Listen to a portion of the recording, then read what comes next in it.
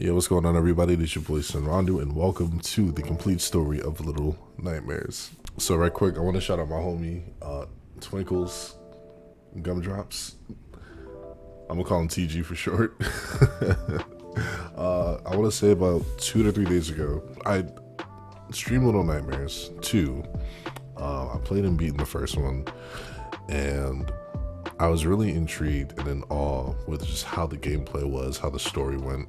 Even though there wasn't any dialogue, you can kind of tell the story in what happened kind of just spoke for itself and kind of told its own sort of thing, you know. And then we're playing the second one and beating it. There's so much shit that happened. As I was streaming, TG dropped in the chat, and cool ass dude, really cool fucking dude. By the way, go ahead and follow him on Twitch. I don't think he has YouTube, but if he does, subscribe to him as well. Dude is really down to earth and just a really cool individual as a whole. So go ahead and check him out as well. But I really wanted to kind of understand the lore and kind of just get into the entirety of what the story of Little Nightmares is. So I found somebody by the name of Haby, I think that's his name. Go ahead and subscribe to him, follow him. And this is the complete story of Little Nightmares. So yeah, because I was pissed. We're gonna call her Coraline, even though I think her name is 6. But Coraline fucking dropped Mono at the end of the story, at the end of 2, and to find out that Mono was the Slender Man that was chasing after us, like it was completely intense and a complete mindfuck. So Gumdrops told me not to try not to spiral into this, but I think it's a little too late. So we're gonna watch this. We're gonna try to get some insight. I know Little Nightmares 3 was supposed to drop later this year, but it got delayed till 2025, unfortunately. So as soon as that drops, we're gonna be all over that. So let's go ahead and see what this timeline is about, and yeah, without any further ado, let's get it. Perfect.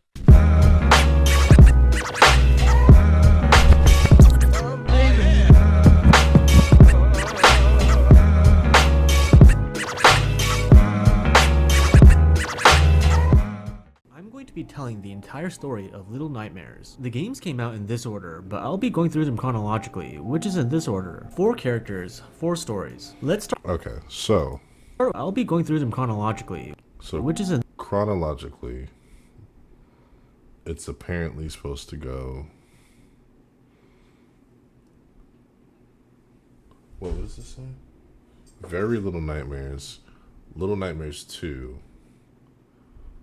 Little Nightmares Secrets of the, I don't know what that says. this Secrets of the Man, and then the first Little Nightmares game. And considering that, of Little Nightmares. The games came out in this order. yeah, and considering that these all came out in different times, chronologically wise. But I'll be going through them chronologically, which is in this order. 4 Because I also found out that Little Nightmares 2 is a prequel to the first one, so. characters, 4 stories. Let's start with the story of the girl in the yellow raincoat in Very Little Nightmares. The game takes place in The Nest, a mansion on top of a rocky cliff. The girl in the yellow raincoat wakes up in her hot air balloon, which has crash landed into the nest. After going through the attic, the girl sees a kid named 6, who quickly runs away after being seen. The girl encounters the craftsman, and it's heavily implied that he's been crafting dolls out of live children. She manages to free a kid from a cage, but sadly, the kid gets turned into a doll, as we will see later. The girl successfully eludes the craftsman while going through his workshops. She makes it to the living quarters of the nest, where she encounters the butler, who uses his telekinetic powers to hover around and carry out his chores. 6 is occasionally seen wandering about, trying to escape on her own. Further into the living quarters, we meet the Pretender, the supposed owner of the mansion, and she's having a tea party with her dolls. The Pretender is seemingly very lonely, so she had set up a bunch of dolls in various rooms to give her the illusion of company. At the mansion's foyer, she yells at a doll before angrily dragging it outside. That particular doll was the kid that the girl rescued earlier. When the girl exits the mansion, the butler starts to chase after her. While running away from the butler, the girl happens upon 6 again. The two of them briefly cooperate to escape, after which 6 runs off on her own. The girl makes it to the cliffside where she sees the Pretender mourning the loss of her doll. The Pretender starts to go after the girl down a very tall cliff. While getting away, the girl saves 6 from falling to death. To return the favor, 6 pushes a boulder onto the Pretender. But uh-oh, the Pretender somehow survived. So the girl and the Pretender fall into the water, and the girl's raincoat floats to the surface, confirming her death. But we see that 6 survived the journey. We're going to be seeing a lot more of her. So that's the end of Very Little Nightmares. Let's move on to Mono's story in Little Nightmares 2. After having a dream/vision of a door marked with an eye symbol, Mono wakes up in a forest next to a TV. He finds a cabin and gets into the basement where a music box can be heard. What are the odds that you Mono breaks into the room. What are the odds that you run into 6 again? Like, where he's introduced to 6. Mono reaches his hand out to her, but she pushes past him and runs away. 6 goes upstairs and tries to reach a handle to open the attic. Realizing that she can't reach it on her own, she decides to team up with Mono. The two of them grab a key from the attic and use it to escape the cabin. They alert the hunter, the owner of the cabin, as they sneak past him. The hunter pursues the pair until they're cornered into a shed. As luck would have it, there's a shotgun in the shed, so they shoot the hunter. The pair make it to a shore and ride on a wooden door, slowly drifting across the ocean until they arrive at the Pale City. While going through the abandoned buildings, a TV suddenly turns on. Mono is strangely drawn to the TV, and he somehow tunes the transmission until he's literally sucked into the TV screen. He tries to reach the door at the end of the hall, but 6 pulls him out of the TV. Anyhow, Mono and 6 make it to a school building. Initially, it looks empty, but further inside, they encounter the bullies, evil little children made of porcelain. A group of bullies ambush the pair, and 6 gets dragged away. So Mono continues forward alone and comes across the teacher. Even the bullies, unruly as they can be, are scared shitless of the teacher, and they behave perfectly while in her presence. Mono sneaks around the classrooms, trying to elude the teacher as she uses her very extendable neck to look out for any disturbances. Mono makes it to the kitchen where he fights off a few bullies. Using a bully's head that popped off, he disguises himself and walks past the cafeteria and the hallway undetected.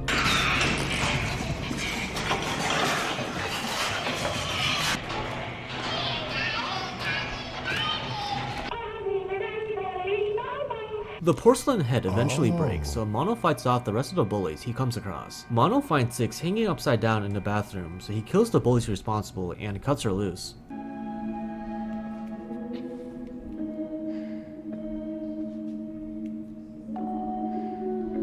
Back together, Mono and 6 continue to travel through the school. When they come across a bully who's busy drawing on the floor, 6 gets some payback.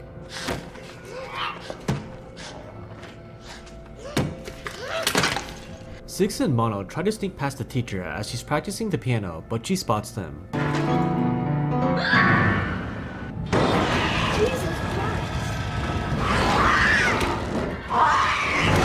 They just barely escape the teacher through an air vent, and they make it out of the school. 6 gets a little chilly because of the rain, but she finds a yellow raincoat. Let's just assume that this is the same raincoat from Very Little Nightmares, and it's somehow found its way to the Pale City. I would only assume that, considering that the raincoat was in the water after the first girl died, it somehow found its way to the Pale City. Ironic as it sounds, it could be just a coincidence, but at the same time, I don't know. There has to be some sort of connection. Anyway, Mono and Six turn up at a hospital. The hospital's main occupants are the patients, amalgamations of human remains, and mannequin parts. Mono and Six come up against the doctor, the one responsible for treating said patients. Mono and Six are seen as an intrusion, so the doctor's dead set on catching them. As the doctor chases after them, the pair lure him into an incinerator and burn him alive. Six's reaction to watching him being burned alive is interesting to say the least. So they escape the hospital and continue to traverse the city. They encounter the viewers, residents of the Pale City that have become obsessed with the TVs, or more accurately, the TV's transmission. Mono finds another TV that draws him in, and this time he's able to finally reach the door at the end of the hall. By opening the door, he releases the Thin Man. He releases himself. Six pulls Mono out of the TV, and shortly after, the Thin Man follows.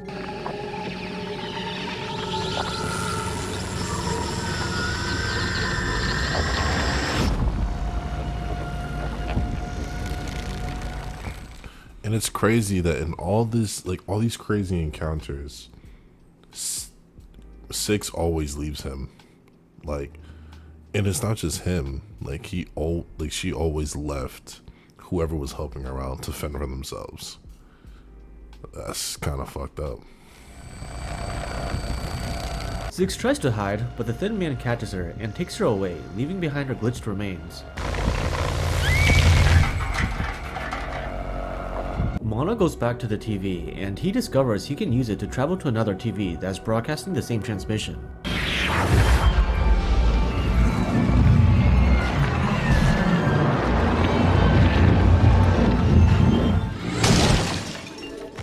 With his newfound ability, Mono uses the TVs to travel through the city. He finds Six trapped in another TV and he tries to pull her out, but the Thin Man pulls her back in. The Thin Man comes out and goes after Mono, slowly but confidently hunting him down. Mono manages to get away from the Thin Man for a bit, but he sees the glitched remains of Six, which pushes him to stand his ground. Near the front of the signal tower, Mono takes off his paper mask and confronts the Thin Man. The two of them face off and we see that their powers are very much alike.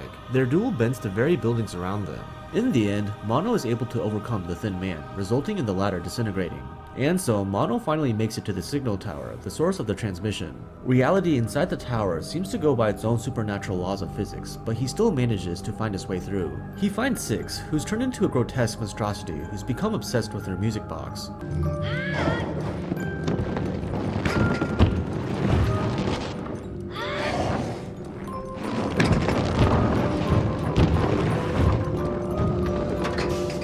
Mono figures out that the music box is responsible for corrupting Six, so he tries to destroy it. Six fiercely protects her music box. She's more than willing to kill Mono, despite everything they've been through together. But Mono destroys the music box in the end, which does bring Six back to normal.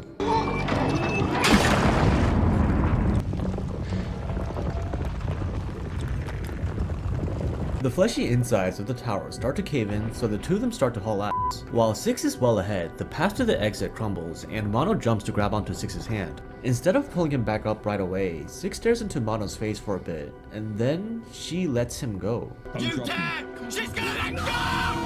What? Yeah, that pissed me off. What? That pissed me off. Everybody's reaction was the same as mine. I just saved you! Tall! So Six makes it out of the signal tower, leaving Mono for dead. What the f?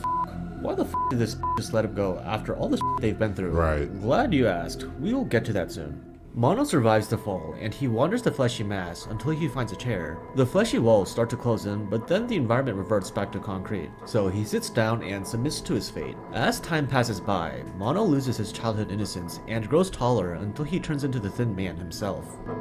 Yep. Hence, the cycle begins anew. The Thin Man waits until he is inevitably freed by his younger self. Back to Six, after exiting the tower, she pops into some room. Her shadow self appears and gestures towards a pamphlet on the floor. The shadow disappears, and Six's stomach growls with hunger.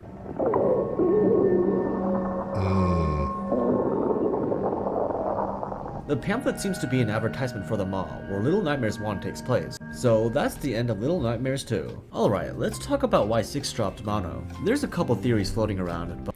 Okay. So these are the theories on why Six dropped Mono. Her shadow self influenced her. Because of her chronic hunger, Six didn't want to involuntarily consume him. In her eyes, Six was betrayed by Mono when she was captured by the Thin Man. Gumdrops had mentioned this theory to me. Mono has been putting Six in dangerous situations. Six is merely following Mono's lead throughout the game. Six saw no further need for Mono.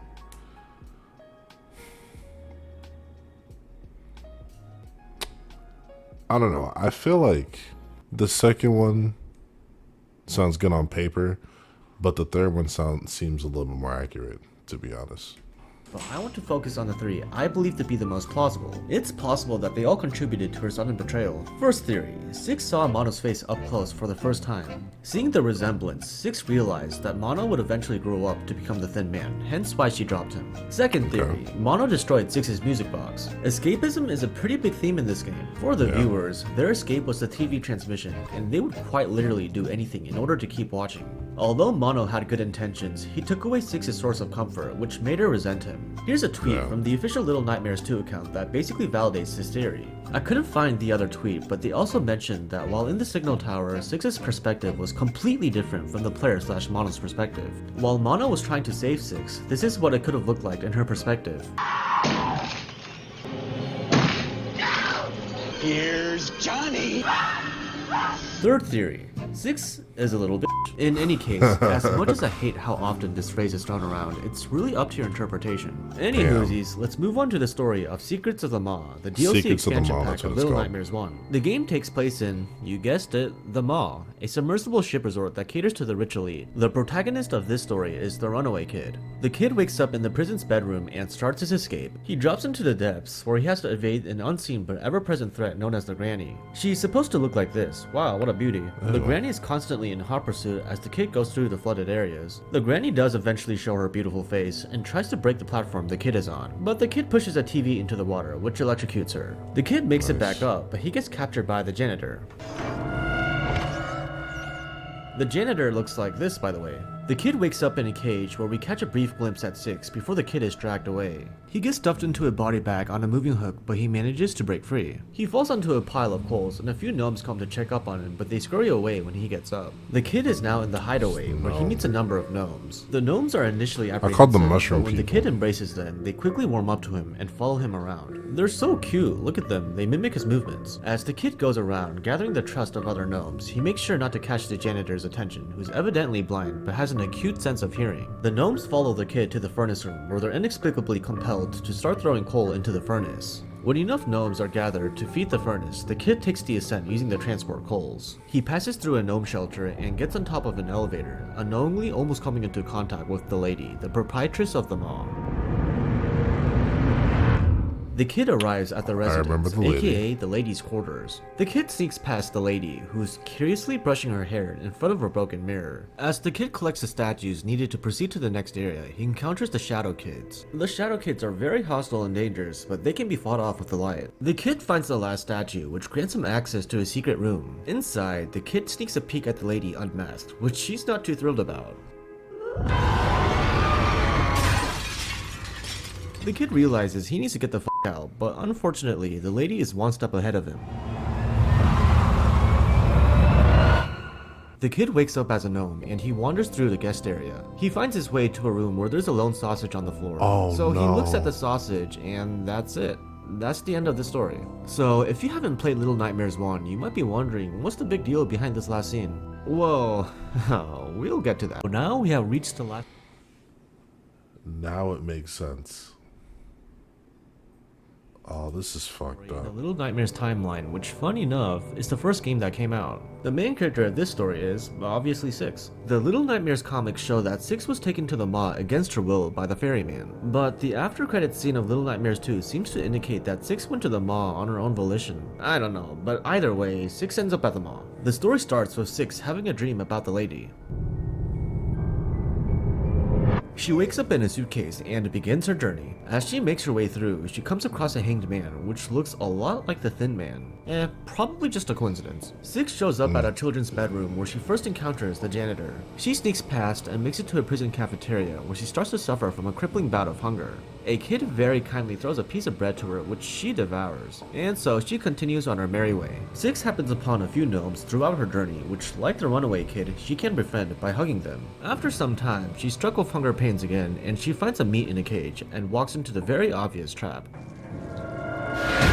Six wakes up in a room full of other caged children. She breaks out with relative ease, and she doesn't bother helping out the other children as she makes her way out. The janitor is a constant threat to Six as she passes through his territory. The janitor eventually corners Six into a room, but with his arm sticking through, Six gets the chance to slam the door on him. She leaves the janitor's lair by taking a ride on a meat hook. She lands on a mound of body bags where she's again hit with her chronic hunger. She spots a mouse caught in a trap and eats it. Kinda gross, but girls gotta eat. Six makes it to the kitchen where she encounters the twin chefs. Some of the meat they're preparing is strongly implied to be human meat. The chefs are not very hygienic and their dish handling is questionable at best. The chefs try to hunt down Six, but she narrowly escapes the kitchen on a moving hook. She eventually finds herself at the outer part of the maw where we see a long line of guests making their way inside. Her path takes her back inside the maw and we catch a glimpse of the lady who's overseeing the guests. Six reaches the dining area where the guests are devouring massive amounts of food entirely consisting of various meats. Even with all the food in front of them, the guests are overly fixated on trying to eat Six when she comes into view. A horde of guests amass and clamber after Six, but she manages to get away. Crazy. This is a really intense part. Shortly after, Six is once more hit with hunger pains, and she finds a gnome who's offering a sausage to her. That's the runaway kid, remember? So, what do you think our heroine decides to do? She eats him. Jesus Christ.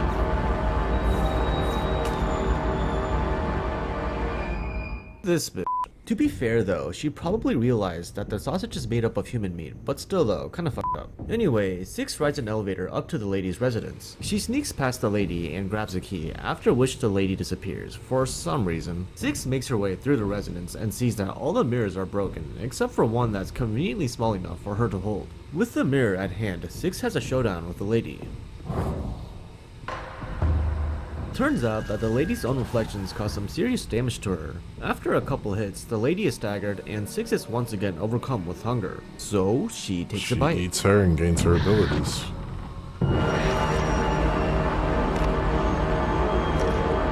Six absorbs the lady's powers, becoming a little nightmare. Six returns to the dining area, and as the guests try to reach for her, she sucks the life force out of them. Which satiates her hunger. The doors to the exit open, and a group of gnomes show up to watch her leave. After the credits roll, we see Six at the deck, presumably waiting for a boat to pick her up. Kinda messed up how the most morally depraved character got the best Dead. Stuck in a time loop. Dead. Got cool powers and escaped. Fucked up.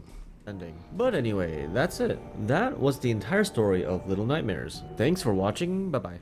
I'm gonna try not to fall into this rabbit hole that I was told about by Gumdrops. But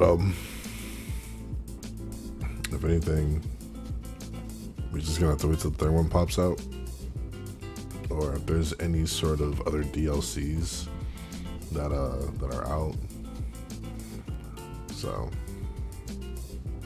I don't know. Let's see what happens.